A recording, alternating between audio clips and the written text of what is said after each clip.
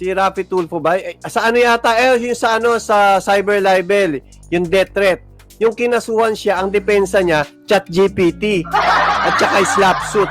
So nakita na ninyo kung gaano katanga gumawa itong si Libayan ng letter, tapos sasabihin niya, bakit ipinadala sa akin ni Atty. Villamor yan? Magpapaturo ba? Ha? Libayan, sa'yo magpapaturo, bobo-bobo mo? Gumagamit ka ng ChatGPT. Pag nalaman ng judge na ChatGPT ginagamit mo, oblo ka talaga. Bukod sa ChatGPT ang ginagamit niya, slapsuit, which is wala namang slapsuit dito sa atin, ginagamit lang yan for environmental. Pero outside environmental, hindi po ginagamit ang slapsuit, wala pong ganong batas dito sa atin, ano? So yun ang mga ginagamit ni Libayan. So nakikita na ninyo kung gaano kabobo itong si Libayan. Gumagamit ng mga jurisprudence sa utak lang niya na hindi nag-exist in reality. Para kang gumawa, alam nyo ba kung ano yung ChatGPT? Para kang gumawa ng depensa gamit mo Google. Google lang yun eh. Saan ka nakakita, Libayan, na ang depensa mo galing Google? So nakita ninyo kung paano gumawa ng jurisprudence si Libayan. Gumagamit ng ChatGPT or Google. Tapos slapsuit. Ganyang katangay ang abogado na yan. Tapos sasabihin niya na, bakit pinadala sa akin ni Villamor yun? Gusto ba magpaturo sa akin? Hindi na, ikaw talunan abogado ka, Libayan. Saksak mo yan sa ano mo, sa baga mo. Talunan abogado ka. Kaya nga, hindi ka na ginagalang, bobo ka kasi. Pera kasi nasa isip mo, Libayan. Mukha ka ng pera. Kaya ka nagbablog dahil sa pera. Ang kapal ng mukha mo. O ano, ganda ng umaga natin, oh.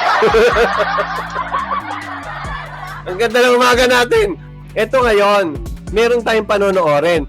Bago natin takutin si Bakla, panoorin muna natin yung sinasabi niya. Pakinggan natin to, ha? Nirepresent si Napoles. Dito. Specialized pin kasi yon. Ito pala yung sinasabi ko sa inyo. May nauna pa rito na sinabi niya na takbuhin si Atty. Villamor. May sinabi siya, ito bait na lang ito. Binate siya. Si Peryong yata ang nag-bait dito. Hindi ko alam kung sino sa GC kasi pinag-uusapan nila Sabi niya, live si Akla, i-bait natin. Kasi hindi pa alam ni Akla na ang ikakaso sa kanya, yung tinawag niyang takbuhin. Hindi niya alam. Ang alam niya kasi di ba pinaglaruan ko sila. Ang sabi ko, ako magkakaso. Kaya nga si Daddada, iyak ng iyak. Marami na peke doon. Pinaglaruan ko lang sila. Nakita nyo, boy bantot, kung paano ko kayo paglaruan. May pasukat-sukat pa kayong nalalaman. Ganyan kayo katatanga. So, ang alam nila, ang magsasampa ako. Hindi nila alam, ang isasampa pala, yung sinabi nila na takbuhin si Alfredo Villamor. Tandaan nyo, dekalibring abogado yun at hindi takbuhin yun. Kaya ngayon, intriguing against honor. Uy, cyber, labo, multiple. Actually, maraming ikinaso sa kanya. Bahala na lang kung anong lumusot. Eto, pakinggan na natin to. Pakinggan natin si Akla. Pangalawa na ito yung bait. Yung pinag-uusapan nila sa GC, i-bait natin si Akla, i-bait natin. Nagbabasa lang ako. Yun, naka-live. Pumunta sila ron. Ito ang sinabi nila. Pakinggan nyo Tandaan nyo, bait na itong ginagawa kay Akla. Specialized pin kasi yon. Which is, ito yung sinabi niya nung una niyang binanggit yan. Kumbaga, pinabanggit na lang sa kanya ulit. Tuloy. Teacher Mark, sino kasi yung takbuhin? Baka takbuhin mo ang kaso mo umuwi ka ng Pinas, hanapit. Wala pa. Sino daw yung takbuhin? Ito yung tinatanong nila. Sino nga ba yung takbuhin? Kasi hindi nga nila alam kung sino yung takbuhin Ano sabi ni Akla? Wala pa nga yung sulat. Wala pa raw. Ngayon, na-receive mo na ba, Akla? Ba't bigla ka yatang tumahimik? Ba't pa na yata iba na ang content mo? Na-receive mo na. Akala ko ba armado ka? Tandaan mo, Bex, armado ko. Pakialam ko. Armado daw siya. Pakialam ko, ang palaya kami. Tuloy. Ano ba naman? Pang Viva Max? Inuulit ko. Linawin ko Lilinawin niya. So, bakit niya sinabing lilinawin? Kasi may sinabi na nga siya nung una Lilinawin niya lang kung ano yung sinabi niya nung una. Ano yun? Takbuhin si Villamor.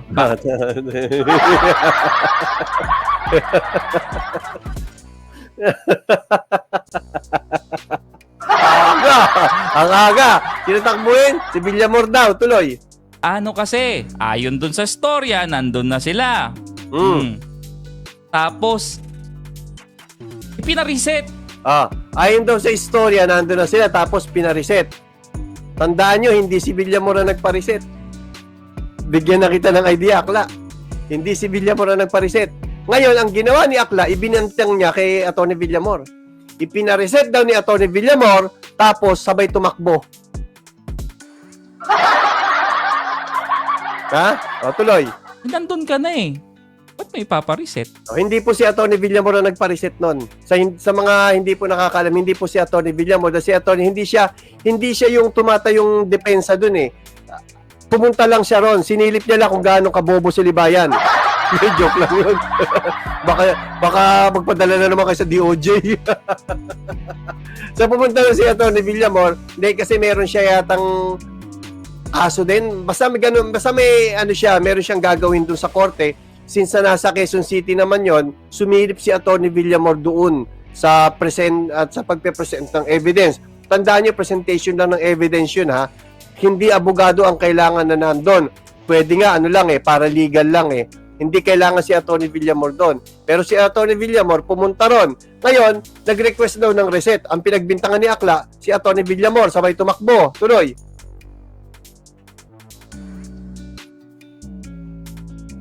Alam mo, pang Viva Max, huli na. Oh. Doon lang, umiyak.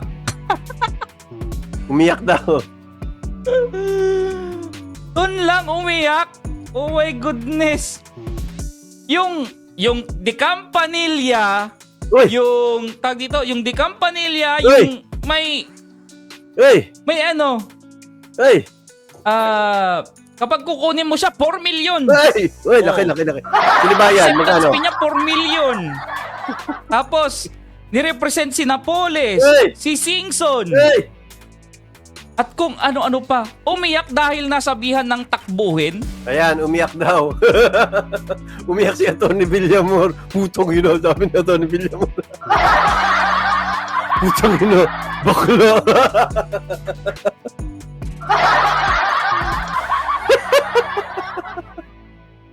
Mahirapan na naman tayo matulog nito. Sige, tuloy. Ayon doon sa kwento ha. Ay, sa kwento. Ito na. Hinihilit na ni bakla yung atay ng mga ng mga nakikinig. Ayon saan? Sa kwento. Tuloy. Oh.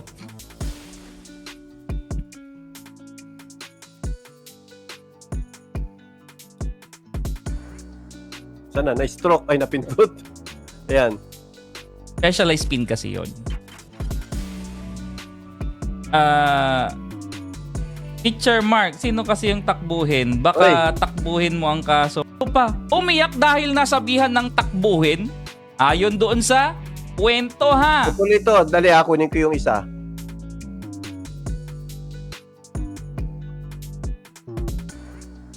Putol yan. Kunin ko yung kabila. Dede, ito.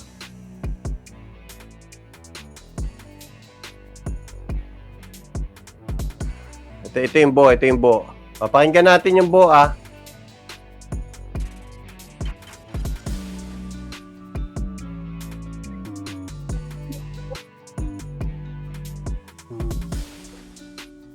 Ito.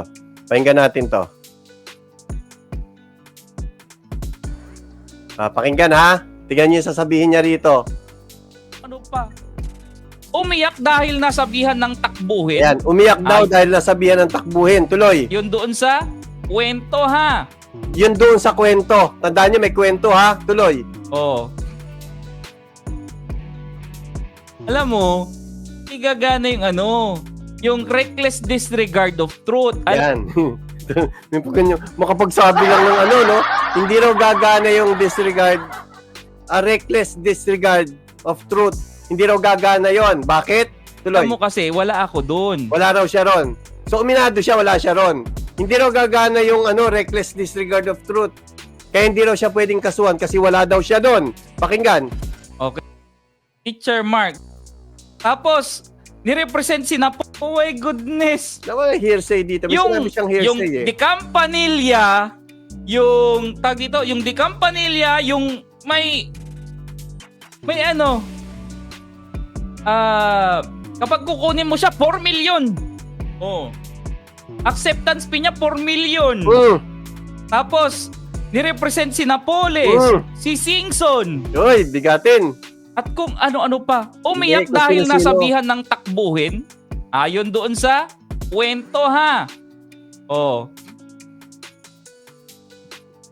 Alam mo, igagana yung yung reckless disregard of truth. Alam mo kasi, wala ako doon.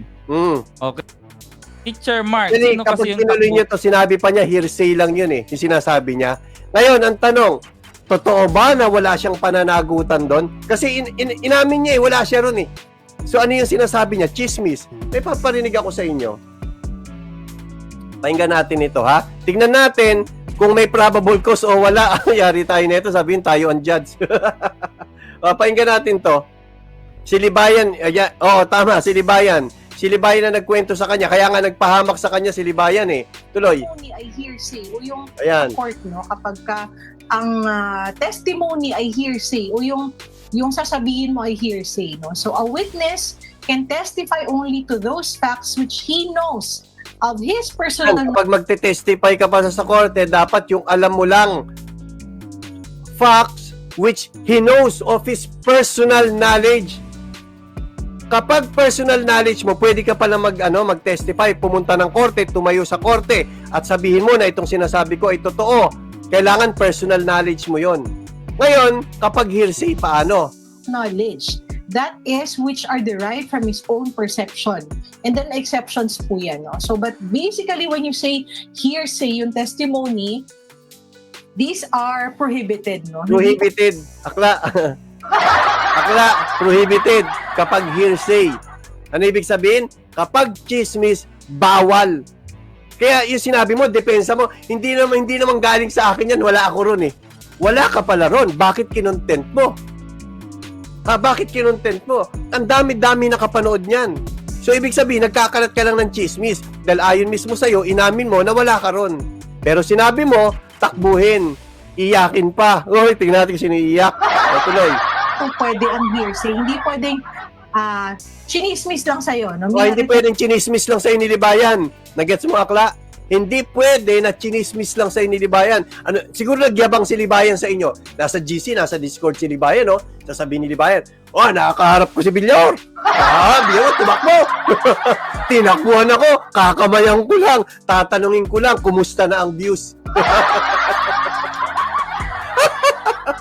Tuloy natin. Test lang sa'yo at ikaw ay magte-testify in court, yan po ay inadmissible evidence except kung pasok yan sa exemptions which are medyo mahaba yun. So, but as a general rule, hindi ko pwede mag-testify in court sa isang bagay na wala kang personal knowledge. Hindi mo pwedeng sabihin yung isang bagay na wala kang personal knowledge. Akla, ni-nervous ka na ba? Tuloy. Nakikita mo na parang may pasa yung kapitbahay mo, parang medyo pinapasa. Tapos parang pakiramdam mo naman dahil nakikita mo parang meron siyang pula or pasa dito. Tapos paglalabas sila, sasabihin mo, parang malungkot si Mari ngayon. Parang nakikita ko laging nakabusangot, Parang takot na takot sa asawa. Naku, palagay ko ito ay binubugbog ng asawa. Tapos ikaw Tandaan nyo, palagay ito. Hearsay, wala siyang facts. Narinig niya lang, hindi niya alam kung totoo o hindi. So, anong ginawa niya? Ichinismis niya. Ayon dito. Ipatawag ng kabilang, halimbawa, nagkaroon ng kasuhan, ipatawag ka ng abogado. Nagkaroon ng kasuhan. Bakit? Kasi chinismis mo lang Parang inamin mo na yata, Akla. Parang sinabi mo na magkakaroon ng probable cause. Akla, inamin mo na ba? Tuloy. You testify na binubugbog yung kapitbahay niyo. Magte-testify ako, oo, nakita ko po kasi may pula-pula siya dito, So that is... Nakita ko po kasi alam ko po na tumakbo si Atty. Villamor kasi sabi sa akin ni Libayan. Pwede ba yon? Hindi pwede yon. Hearsay, kasi wala kang personal knowledge, Nag-i-infer ka lang. Ikaw ay nag-assume lang. Assumerang pala ka. Nag-assume ka lang. Hindi mo nga alam kung sino ang nag-request ng receipt Hindi ang nag-request mo yung yung paralegal, hindi si Atty. Villamor. Kasi si Atty. Villamor sumilip lang doon. Ngayon itong si Akla, pinagbintangan niya si Atty. Villamor na nagpa-reset tapos umalis, tumakbo. Kaya takbuhin daw. Si Atty. Villamor, patatakbuhin mo? Ha? Akla, si Atty. Villamor, patatakbuhin mo? Naku, sabi na putang ino. Tuloy-tuloy. Pakinggan natin to tuloy-tuloy. Ipatawag ka ng abogado, can you testify na binubugbog yung kapitbahay niyo? Magte-testify ako, ay oo, nakita ko po kasi may pula-pula siya dito, no? So that is hearsay, kasi wala kang personal knowledge, no? Nag-i-infer ka lang, ikaw ay nag-assume lang, kumbaga, no? Na siya ay binubugbog, pero wala kang personal knowledge, hindi mo nakita yung act itself. So, although sometimes it can be limiting, but kailangan natin tandaan, no, yung basic precepts in law, di ba, yung presumption of innocence at yung due process. No, hindi po tayo pwedeng makonvict o magkaroon ng pananagutan na patungkol lamang sa na ang magiging basehan ay hearsay. No, so dapat po laging may personal knowledge. So, halimbawa, tumawag yung kapitbahay niya, sinabi sa inyo Ang nakikita nyo rito, yung sinabi ni Akla na yan ay chismis lang. Narinig niya lang kay Libayan, hearsay lang yan. Pero anong ginawa ni Akla? Binroadcast niya. Sinasabi niya na si Atty. Villamor iyakin. Ang iyakin si Libayan. Ayun, ito, si Libayan, oh. Ayan, oh. Sabihin mo kay Libayan, kasuhan din ako. At si Libayan, takbuhin. Oh, di ba? Oh, okay ba? Okay ba? Si Libayan, takbuhin, iyakin pa. Yan, sinabi niya kay Atty. Villamor, takbuhin at iyakin. Kaso ang pagkakaiba ni Libayan tsaka ni Atty. Villamor, si Libayan walang dignidad. Si Atty. Villamor may dignidad. Wag mong sisirain dahil ikaw na rin ang nagsabi na mga kliyente ni Atty. Villamor ay mga bigating tao. Atong Ang, Chavit Singson, milyon-milyon po magbayad yung mga yan. Ngayon, kapag humingi ng danyo sa'yo si Atty. Villamor, Akla, ibenta mo na titi mo kung may bibili. Ibenta mo kay Jake Cyrus. Ibenta mo rito kay Bynards. Inamin na ni Akla. Inamin niya na hearsay lang yon. Tapos siniraan niya pa si Atty. Villamor. Takbuhin daw. O ngayon, sabi niya, armado ako. Sinukat-sukat pa. Ibang kulay ng font, ibang sukat. Bakit tumahimik ka, Akla? Na-receive mo na ba? Na-receive mo na ba? O, di ba napaglaruan ko kayo? Grupo ninyo napaglaruan ko. Strong lang malakas. Malakas tuboy. So dito makikita ninyo na si Akla, ay sabi ko sa iyo Akla, kapag hindi nagkaroon ng probable cause yan, ipapuputol ko ethics kong maliit. Kapag hindi nagkaroon ng probable cause, yan din naman yung sinabi ko kay Libayan doon sa cyber libel. Papuputol ko yung ethics ko pag hindi lumusot yan. Bakit? Kasi nabasa ko yung yung counter affidavit ni Libayan eh. Dapat ba kinontent ko yung tawa ako ng tawa? Kung ginamit ba naman ChatGPT, doon pa lang, kaya nga, ano sabi ni Atty. Villamor? Tumino, hindi ko na sasagutin. Hindi na kayo sasagutin. Bakit? Kasi labas na labas yung katangahan mo doon, Libayan. Kaya ngayon, sinasabi mo, Libayan na, oy, bakit pinadala sa akin ni Villamor? Magpapaturo sa akin magpapagawa. Ang kapal ng pagbumukha mo, Libayan. Good morning sa'yo.